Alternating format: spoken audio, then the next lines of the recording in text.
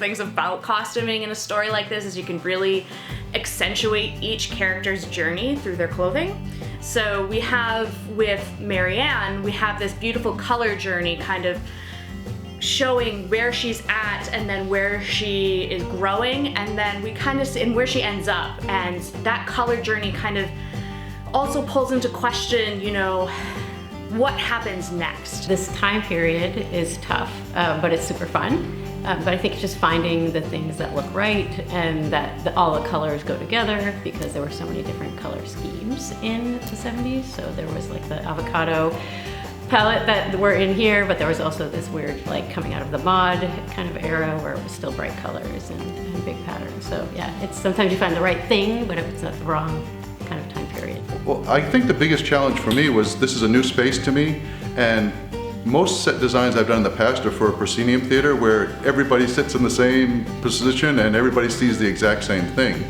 Where in this space, it's really kind of a blank canvas. You know, the seating is not fixed. It could be anywhere in the room, and the set, in theory, could be anywhere in the room. It's set in the 1970s, which actually, ironically, is a really popular trending clothing item right now.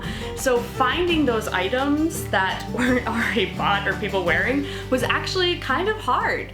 I think we're really fortunate in Southern Maine. We have a great theater community, so I was able to really pull from other people's stock to really round out the costumes. But yeah, it's an interesting challenge doing a period piece and just finding authentic items or items that may be from a later date but could still pass as 1970s.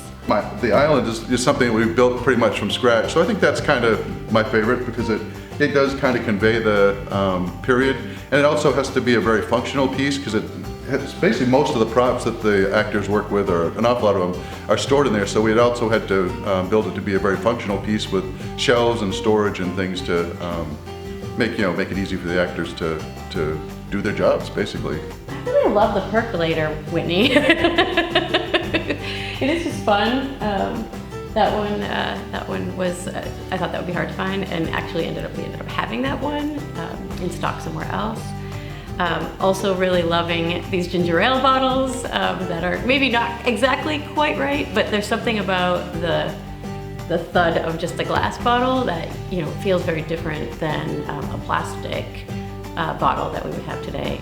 Yeah, this show is really important right now. I think it shows a lot of truth that we hear about, but I think that's the beauty of theater, right? Is it sort of opens the curtains to people's experiences and kind of lets us see the effects of that and the experiences that these women have and had to go through and continue to go through.